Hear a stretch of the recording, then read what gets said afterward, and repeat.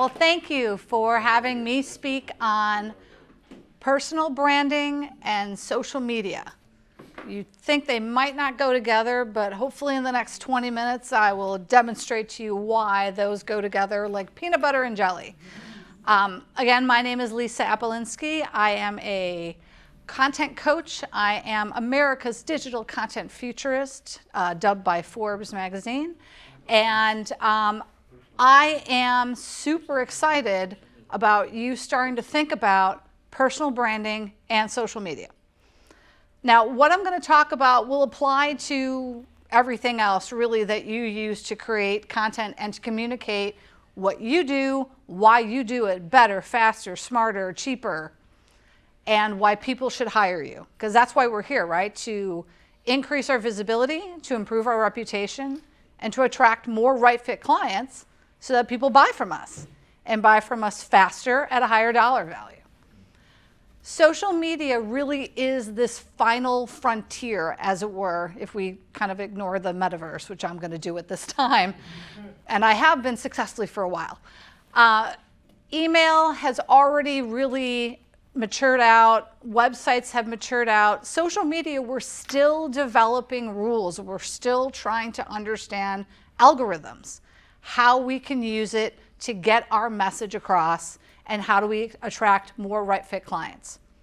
When we think about personal branding, it's not about being famous. It's about being known. What do you want to be known for? What is your area of genius where people will talk about you and say, you need to hire Jamie because she will help you with business relationships as it refers to branding elements, which she's going to be talking about. Why would, if you need a TEDx talk expert, you need to hire Frank. These are things that we want to think about. Now, personal branding and social media, one of the first things you should realize is it's not about you. Personal branding is not about you. Social media is not about you. It is about the value that your audience gets from you. You are secondary in this equation. I don't know if anyone's told you that before, but you're not important. Your clients are, your prospects are, and the needs that they have are what's important. Now, we've heard about people talking about value. What value are you bringing to the equation? What value do you provide? And that is really how we are leveraging social media, and really all of our content is how we provide value to our clients, to our prospects, to our audiences, so that they can envision a future state of success where you help guide them to that future state. They are the stars in the story, not you. They are the ones that are going to succeed. They've made it this far without you. I'm sorry to tell you that. Maybe not successfully, maybe not as much as they would like to, but they've made it this far. What they're looking for you to do is to help them get to that future state of success in a way that's easy and sustainable. So when we look at our social media strategy, we really want to look at 3 C's. I call them the 3 C's of our social media strategy. And they build on one another.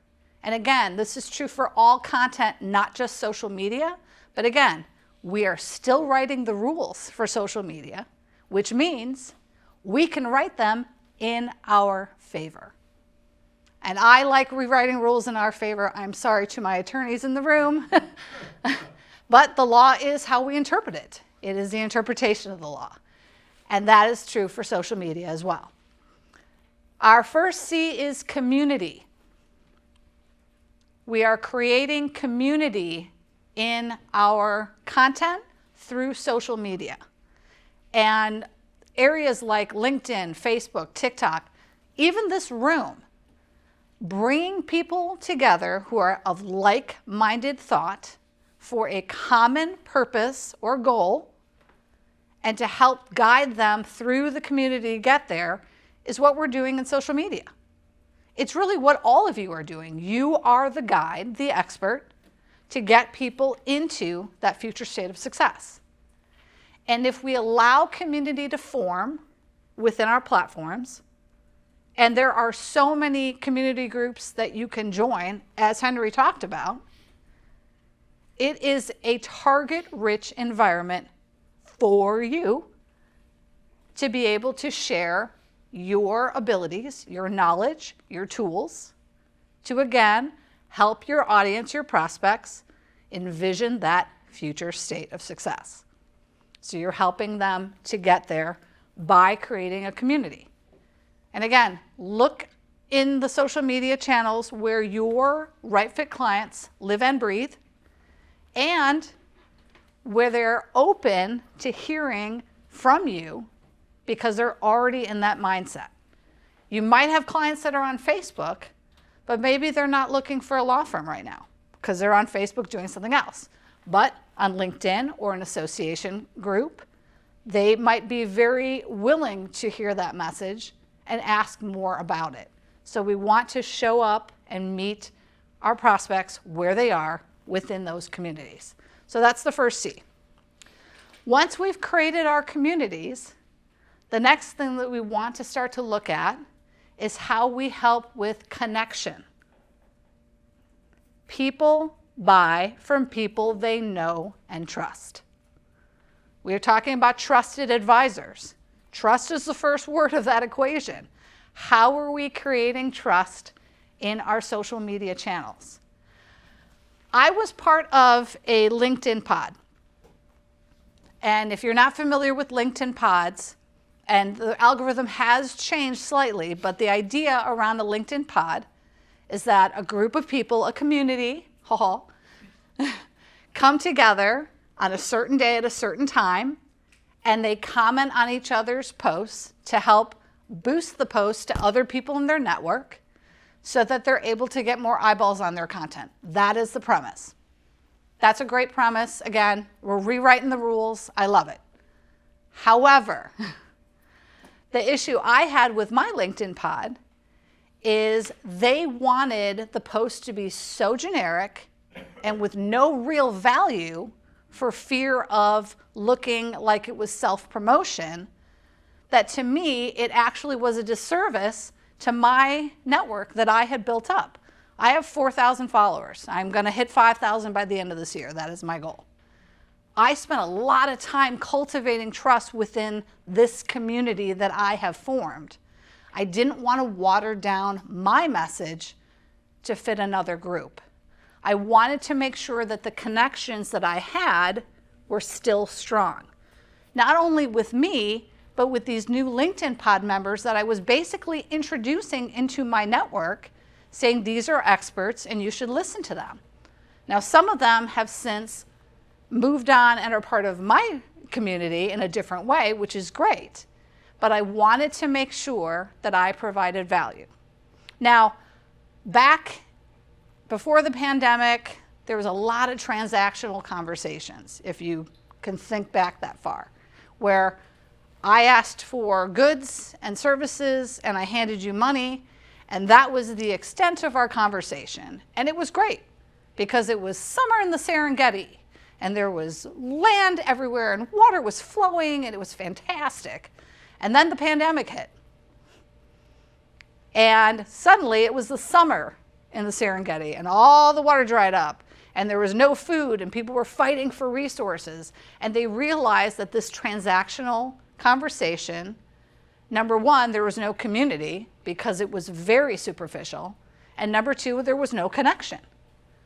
And so people started to understand, okay, I have to show up in a different way to have that connection and to provide value. And they started to invest a little bit more, which was great. The problem is now we've seen it go wildly in the other direction. And now no one wants to have conversations about who they are and what they do and the problems they solve. I'm here to tell you that that's okay.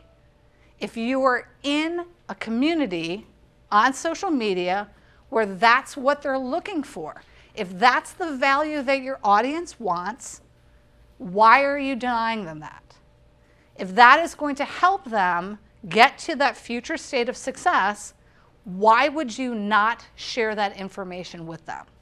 Just because a group says, oh, no, it should all be about the connection, not the value.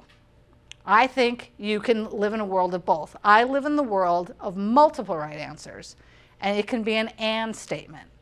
And again, where you are in your community allows you to have that connection and help people to find the resources that are of value, including yours, which could be a tool, it could be a Q&A webinar, it could be a book, or it could be an introduction.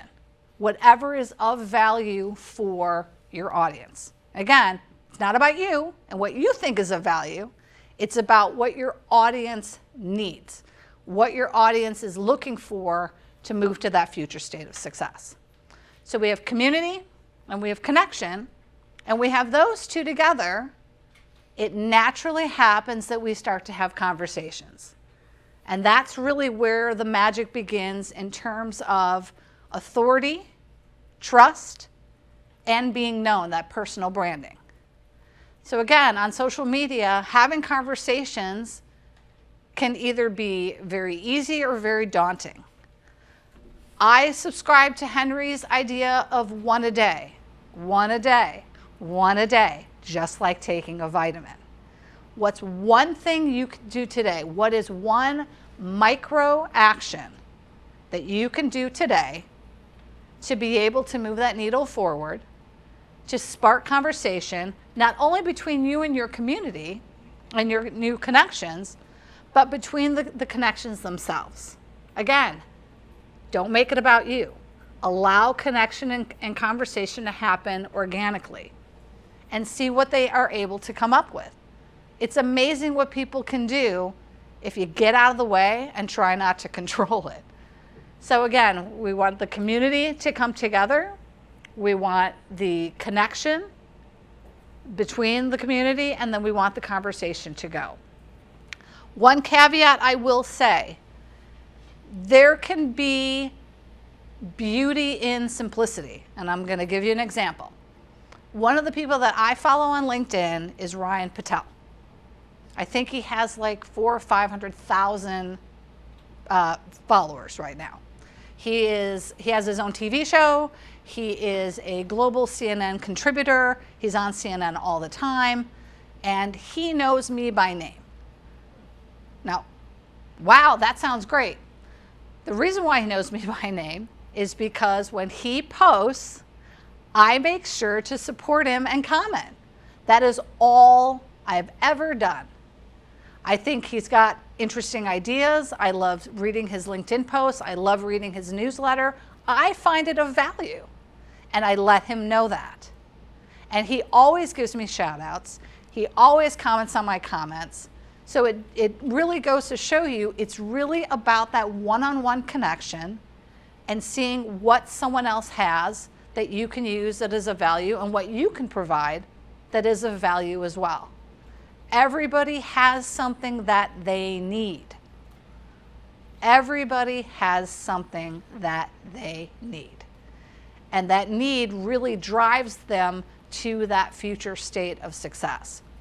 And Ryan posted something today talking about how do you start a conversation. That sounds really basic, doesn't it? How do you start a conversation? You say hi, you smile, you're genuine. Within 20 minutes, he had about 100 comments of people saying, I do this, I do that. And we started to actually converse with each other about, well, how do you break the ice? How do you step in if two people are talking?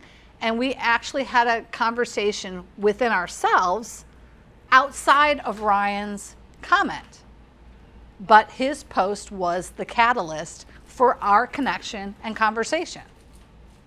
Now, I have 3 or 4 minutes left. The fourth C that I can throw in there, because I have to mention it, ChatGPT, AI.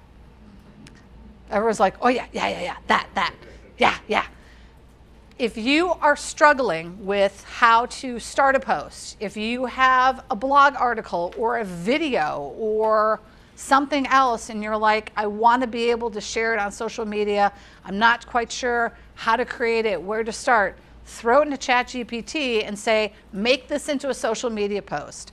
Make this into a 7-word title that will catch someone's attention. Make it, using the, like a New York Times type of a headline or whatever, and see what comes out. And that can be your tool to make posting on social media a little easier. ChatGPT is awesome. In fact, you can also now create photos and graphics using AI. I did it recently. I'm doing a webinar on Thursday, and my content at one of my contacts wanted to share it, and he said, do you have a graphic that I can use? And I said, no, but I can create one. And I went on playground.ai, screwed around just a little bit, created a graphic, put it into Paint and added some words to it and sent it to him. He's like, this is fantastic. There's so many tools now available to help you to create that community, start those connections, and inspire that conversation. And if there is one thing that I can leave you with to take away, it is this. You are all leaders in this room. Leaders always lead. So no matter where you are, whether it is social media, your website, a community affair, being in front of an audience, being on a podcast, being interviewed on live TV, I know that you will always keep those 3 C's in mind so that you're constantly moving that needle forward for increasing your visibility, improving your reputation, and ultimately attracting those right fit clients. Thank you.